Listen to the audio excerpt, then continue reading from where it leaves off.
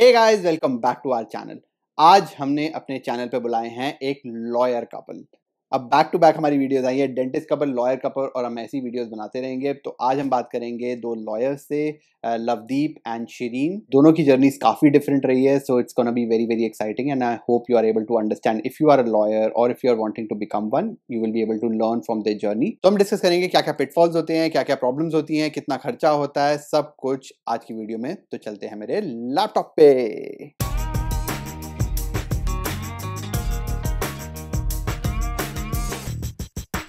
All right, so guys, this is the most demanded video, the second most, but we have two lawyers, and again, they are husband and wife too, and super excited to have them on the channel. And आज हम सारी बातें करेंगे कि क्या कैसे lawyer बनना है, वो करते क्या हैं, कितने टाइम से कर रहे हैं, कितना टाइम लगता है लॉयर बनने में, कितना खर्चा होता है, क्या क्या चीजें कर सकते हैं और क्या क्या गलतियां उन्होंने करी हैं, ताकि जब आप यहाँ पे आओ तो आप वो वाली गलतियां ना करो। So we have Lovedeep and we have Shireen. So guys, अभी ये अलग-अलग बैठे हुए हैं. So Lavdeep is in India. He had to go there for some work, and Shireen is in Canada. So therefore, you see them in two different screens. So guys, just take the stage and tell us what you do, what kind of law you do, and then we'll take more questions. So thanks for having us here.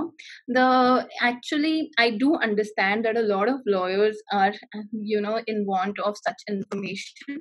For us also, it was all about researching on our own and getting to things on our own. And then currently, after the whole process of going through the equivalency and going through training and all of that, now we have a law firm here in Mississauga in Canada. Our core is business migration, investment immigration, and we do criminal as well, we do civil cases as well, we do refugee as well.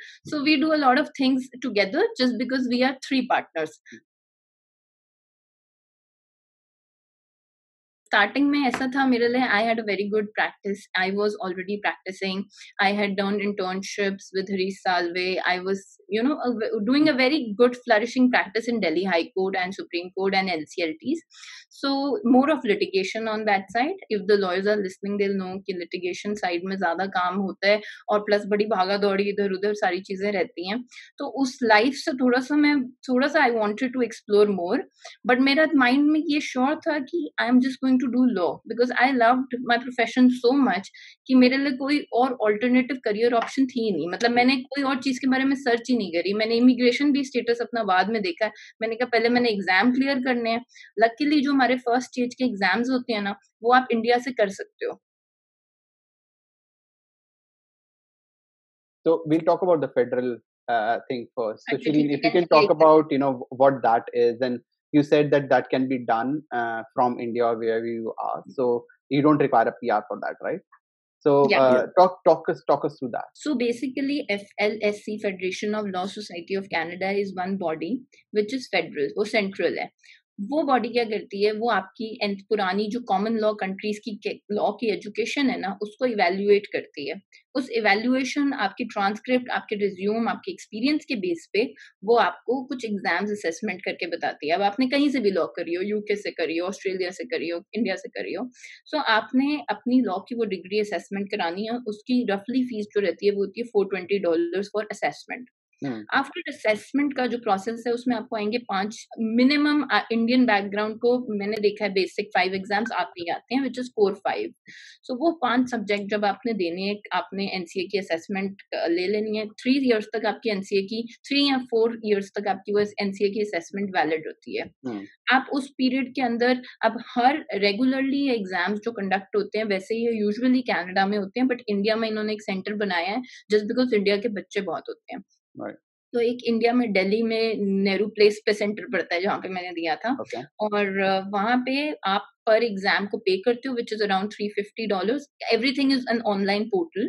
$350 पर exam which I do not think is much. It's रफली around 15 to 20,000 in Indian currency. So आप वो exam एक एक करके भी दे सकते हो. Maybe you want to give one in January. जब एग्जाम्स होते हैं उसकी एक स्केड्यूल निकलता है पूरे ईयर का, तो आप वो एग्जाम एक एक करके भी दे सकते हो. और you can give them 5 together, 2 together. Like I gave all of them in 5 together.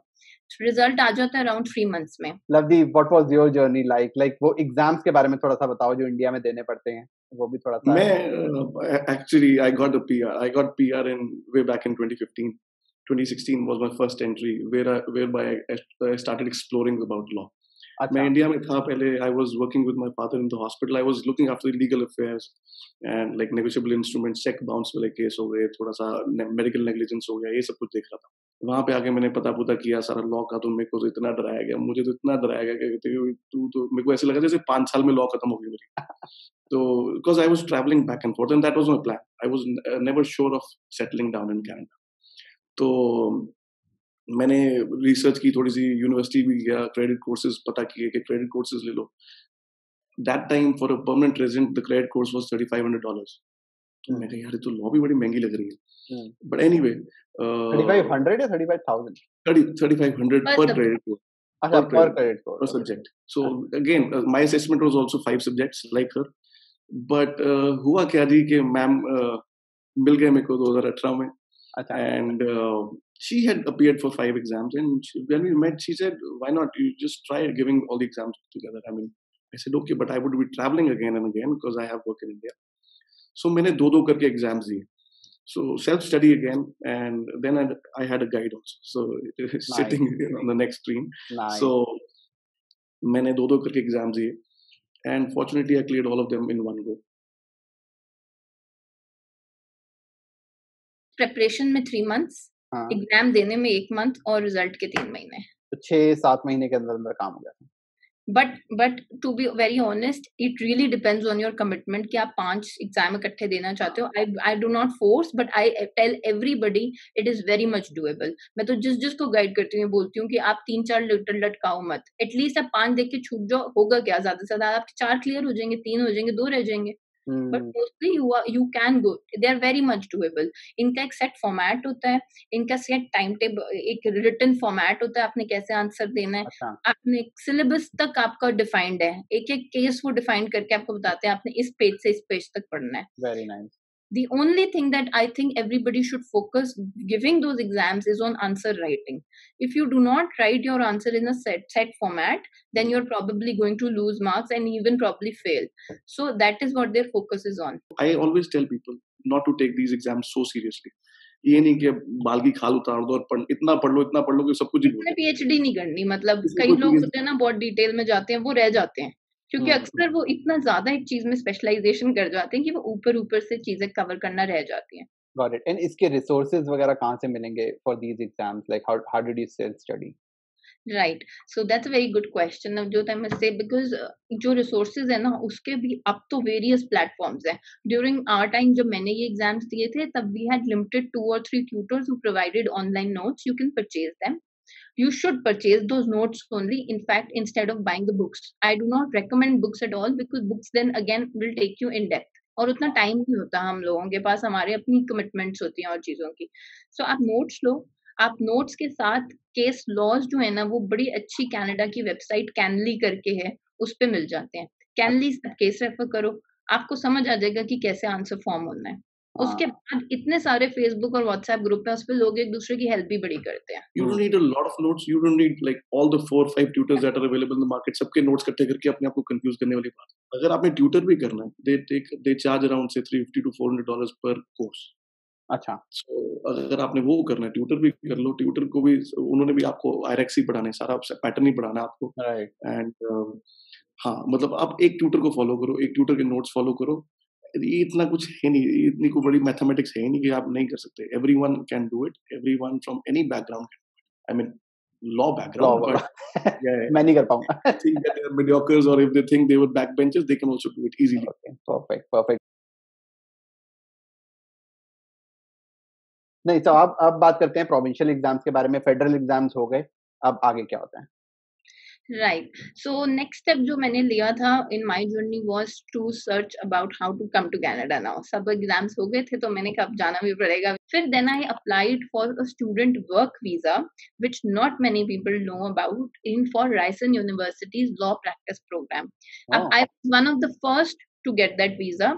It's an SW1 visa, which you only get for this particular course, and for which I had got letters from Ryerson University and Law Society of Ontario because I was coming to Ontario.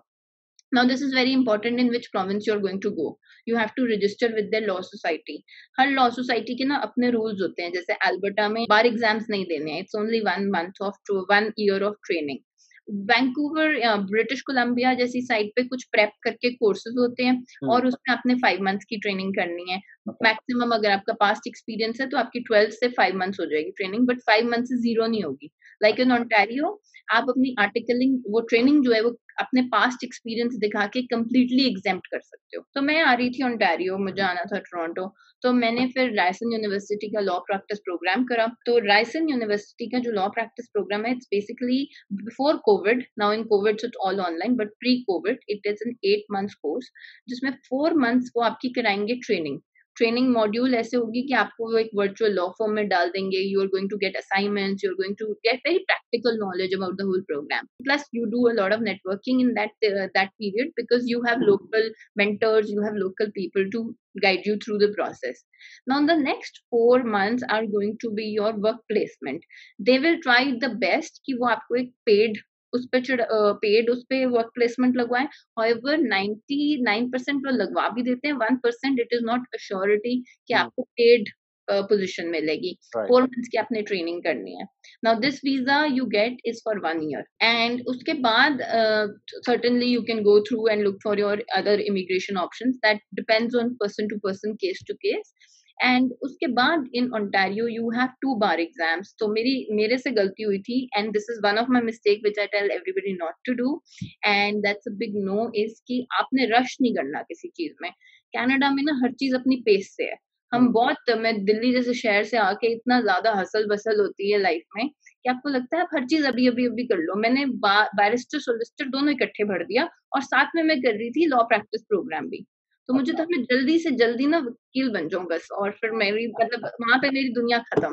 तो but ऐसा नहीं करना, ऐसा बिल्कुल नहीं करना. अब तो मैं किसी को भी गाइड करती हूँ, मैं बोलती हूँ कि नहीं, आप एक एक सब्जेक्ट करके करो, आप आराम से पढ़ो. क्यों? बिकॉज अगर आप एक को भी अच्छे से पढ़ोगे, उसमें आप एक्सेल करोगे, तो आपके इन लॉन्ग रन सिर्फ 2-3 मंथ्स का फर्क पड़ेगा इन योर लाइफ. बट यहाँ पे आप फेल हो गए, इट्स अबाउट $1,000 पर एग्जाम. फिर उसके बाद उसकी फीस होती है, जो आप नोट्स खरीदते हो वो लॉ सोसाइटी नोट्स देती है. तो वो सारी चीज आपकी रहती है. तो आपने उसको you have to work with the pace of Canada, don't work with your own pace. तो लवदीप, अब शिरीन की जर्नी तो बड़ी ही मस्त है, लेकिन आपकी जर्नी तो आफ्टर पीआर शुरू हुई थी. So tell us about you. मेरा तो पहले, जैसे मैंने बोला, मेरे 5 एग्जाम्स क्लियर हो गए. तो उसके बाद आके I started to volunteer in the law firm. तो मुझे समझ आया कि यार ये सीखना, यहाँ पे काम सीखना पड़ना है, ऐसे कोई सिखाएगा भी नहीं. सो वॉलंटियर करके, and that was a wonderful experience. That was a very good experience because I had a friend there also. उसने बड़ा सिखाया, उसने बहुत हाथ पकड़ पकड़ के एक चीज सिखाई. उसको वो भी देखेगा video and he would know who he is. And anyway, तो उसके बाद I remember I wasn't able to study at all for my bar exams. तो मुझे लगा ये दिक्कत है. अब तो 2 महीने रह गए पेपर देने, कैसे देने कुछ समझ नहीं आ रही थी. सो माई फ्रेंड सजेस्टेड, कहता है यार यहाँ पे ट्यूटर्स भी हैं, तो तू ट्यूटर कर ले कोई. So my journey was through a tutor. I took lessons for 2 months and then I wrote exam. तो thankfully to the tutor. Basically क्या होता है, मेरी ये प्रॉब्लम है कि I can not, I need a push. ठीक है, अगर कोई ट्यूटर मिल जाए तो वो पढ़ाता रहे, उसको पता है पैसे भी दिए हुए हैं, and you have paid for that. It cost me around से $1,200-$1,300 for that per course. So there are 2 exams, barrister and solicitor. So $1,200 per examination. Yes. First, I took solicitor because I have an MBA degree also from University of London from UK. Okay. So I took that way back in 2009. So मेरे को solicitor is आसान लगा because solicitor covers real estate, wills and estate, and business law. In fact, bigger component is business law, which I understood. Because common law countries का business law same ही है. In fact, अपना company law, UK का business law, company law और यहाँ का company law is almost the same. Oh, okay. So first exam given solicitor, I cleared that because of the coaching. I would say that really helped me. And the volunteering, because volunteering में बहुत सीख रहा था साथ साथ. Right. And उसके बाद बस फिर बैरिस्टर की कोचिंग ली. फिर मैंने दूसरा एग्जाम दिया. That also I cleared in first go. So it was a smooth journey for me.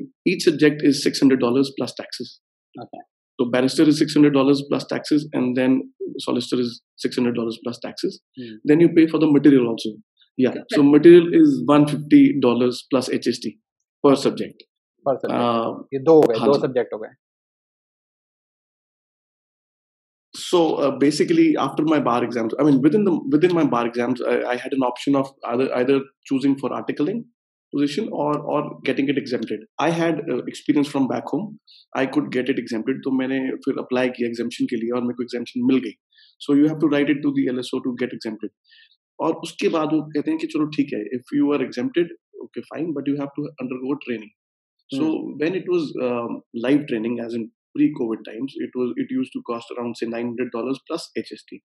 But Covid times में इन्होंने $500 प्लस HST कर दिया बिकॉज अब घर पे बैठ के लोग ट्रेनिंग कर रहे हैं बोली something that was upfront and personal in downtown Toronto right. तो वो ट्रेनिंग हाँ वो मैंने खर्चे थे $900 खर्चे थे. यस. अच्छा. एंड अगर आपके पास एक्सपीरियंस ना होता पहले इंडिया में तो क्या करना पड़ता? Then it's articling, then it's mandatory articling. वो कितने टाइम के लिए होती है? 9 months. 9 months. आपने जो और अगर एग्जेम्प्ट हो गया तो कितना टाइम बच जाता है? 9 महीने बच गए आपके ट्रेनिंग. अच्छा, पूरे 9 महीने बच जाते 9 महीने Yes, आपके you'll बच get गए. बट प्रॉब्लम पता है कहाँ आती है? आपको यहाँ पे आर्टिकलिंग मिलती ही नहीं है. आर्टिकलिंग इतनी जल्दी बुक हो जाती है for Canadian students as well because process तो उनका भी सेम है ना. उनको भी बार एग्जाम्स देने हैं, उनको भी सब कुछ करना है. तो जो आर्टिकलिंग की पोजीशन है वो 2 3 3 साल पहले तक लोग बुक कर लेते हैं. और जैसे अब हमारे जैसे लॉयर्स होते हैं you know who are themselves internationally trained and who have come through the same journey, तो उनके पास maybe you can try, you can put in a word. I was very fortunate enough कि मेरे को not articling but a proper, like after getting called I got a job with a very good criminal law firm here in Mississauga, and yeah, I had a good exposure and experience to that kind of domain, but that is not the case with everybody, right? And how about expenses? अब dentist तो बहुत ही अलग है. Dentist लोगों को तो मतलब आते हैं और अमीर हो जाते हैं यहाँ पे आके. So how about lawyers? Are we you know like equally fortunate to get credit lines and stuff like that? हमने पता नहीं किया because we thought that it is not, हमें लगा नहीं इतना. हमने we knew that we had to spend that kind of money. But I will honestly tell you, I have मैंने अनुराज और रिताशा का भी ब्लॉग देखा है. their expenses are a lot compared to legal expenses. 10,000 में आप अच्छे वकील बन जाते हो यहाँ पे. अच्छा. So that's not too bad. Yeah. And then 1.5 साल का होता है कमिटमेंट. So उस टाइम में like do you know anyone, like you guys didn't work but do you know anyone who worked, like किसी जॉब्स मिलती हैं यहाँ पे? Yes, हमारा एक दोस्त है वो लॉ क्लर्क बना था. He had a Supreme Court experience from back home. Okay. और वो लॉ क्लर्क था जिसने मेरे को वॉलंटियर पे लगवाया. उसने लॉ क्लर्क का जॉब इतना गंदा जॉब है, इतना ज्यादा काम करवाते हैं आपसे कि आप शाम को पीठ पकड़ के आते हो अपने घर पे. Oh wow. So he was doing that and he was raising a family of 2 kids and 1 wife. I mean, wife was 1 wife. So and then he was preparing for those federal exams. Oh wow. उसने 2 करके दिए. Then he wrote barrister and solicitor all together and cleared everything in one. I would suggest कि जो भी बंदा law की तैयारी कर रहा है, अगर उसको लग रहा है कि उसको खर्चा he cannot really make the ends meet and he cannot afford that kind of expenditure, वो पार्ट टाइम जॉब कर सकता है. अगर तो लीगल किसी फील्ड में मिले तो बहुत ही बढ़िया है. अगर ना भी मिले तो समथिंग रिलेटेड टू इट और maybe nothing related to it करना तो वैसे लीगल के साथ रिलेटेड चाहिए because that adds up to your experience, legal experience. But anyway, अगर ना भी मिले तो you can do work part time, you can study at night. Lot of friends have been doing that and उन्होंने clear किया भी है. थोड़ा स्लो शायद प्रोसेस होता है बट सबका क्लियर होता है. But one thing I would really want to add up कि जो इंडिया और बाकी कंट्रीज और western legal system and probably फर्क एक सबसे बड़ा है एथिक्स का. You are bound by so many ethics कि आपको आवर बैरिस्टर सॉलिसिटर की जो तैयारी भी थी ना, half of it is based on ethics. Everything, every component has ethics involved in it. So यहाँ पे आपको even if you're daring or even if you're making false commitments, they can take you to law society and they can complain about you in law society. Wow. So one thing I like about this kind of Canadian law is कि आप जो भी करते हो डर के करते हो किसी से. Not like our countries जहाँ पे lawyers can take you for a ride and probably आप बाद में सोचते हो हुआ क्या आपके साथ. Right. So yes, ethics are very important. हम एक प्राइमरीली चीज भूल जाते हैं। हम लॉ में एक चीज होती है कि आपको अपना लोकल नेटवर्क जो होता है ना, वो आपका सबसे स्ट्रॉन्ग सपोर्ट होता है। अब आपको इंडिया में केस कैसे आता है? आप किसी के फलाने ढमकाने के किसी को जानते हो तो वो आपको केस ला के देता है। बट अगर आप यहाँ पे किसी को जानते ही नहीं हो तो आपके पास केस आना ही कैसे? तो आपको किसी ने प्रमोट भी क्यों करना है? और कनाडा में as you know how much important it is for a job to have Canadian experience. तो वो Right. सारी चीज जब मैंने देखी, वो इवेल्युएट करी, I felt a bit heartbroken, to be very honest. But then we were fortunate enough. I met Lavi, and आप कह लो कि डेस्टिनी ऐसी थी। फिर हमने वो कहते गालिब का एक शेर है ना, कुछ इश्क किया कुछ काम किया, फिर हमने Wow. सारा अपना निकाल लिया। Nice, nice, nice. Shireen, Yeah, you have a YouTube channel. So tell me something about that. You also, make videos on immigration and, and that's you are more qualified than I am for sure. But yeah, so tell us something about that. So yeah, I do have a YouTube channel and I vlog a lot about law. मैंने specifically ये channel इसीलिए start किया था क्योंकि जब मैंने information ढूंढने की कोशिश करी थी, मुझे कुछ नहीं मिला था। मुझे FLSC कॉल करना पड़ता था, लॉ सोसाइटी, मैं सबकी जान खाती रहती थी रात को वहां जाके यहाँ पे कॉल। तो अब मैंने कहा कि यार, एक आप आए हो तो आप अपनी कम्युनिटी, अपने लिए तो हर कोई करता है, थोड़ी सी आप अपनी कम्युनिटी की हेल्प करो ना, तो उससे आपको खुद बड़ी अच्छी फीलिंग Right. आती है। तो उस पे एक चैनल है, यस आई, जो स्पेसिफिकेशंस ऑफ लॉयर्स है वो for them it's very good. उनको थोड़ी सी लीगल मार्केट की स्ट्रैटेजी, लीगल मार्केट में क्या क्या इंपॉर्टेंट है, क्या ये एनसीए और बोर्ड ये सारा बार एग्जाम्स कराए, ये सारा प्रोसेस सब कुछ मैंने उस पर बात करी हुई है। So it will be really helpful for people if you want to. All right, amazing guys. You should definitely, subscribe to Shireen's channel. I would really recommend that because I've seen, and obviously, it's a lot more technical, but that's required. You're doing law, so that's definitely required. Shireen, we'll see if you can come on our channel and we talk about law and what are the pitfalls, and we can do a separate video on that, maybe on Instagram or maybe on YouTube itself. That could be a different topic because मेरे को पता नीचे ना लोग बोलेंगे अरे ये तो इमिग्रेशन लॉयर है, इनसे आपने ये क्यों नहीं पूछा, वो क्यों नहीं पूछा, ऐसे क्यों नहीं पूछा, वो क्यों नहीं पूछा. I'm pretty sure there'll be a lot of questions on that, so we'll probably do that video sometime later.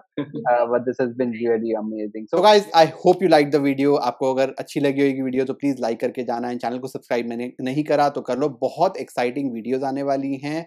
Not just our life, but more interviews, more regulated professions. अब हम कोशिश करेंगे कि जितने ज़्यादा कर सके उतना अच्छा रहेगा. So do subscribe to the channel. मिलते हैं अगली वीडियो में. तब तक के लिए बाय बाय. Bye bye.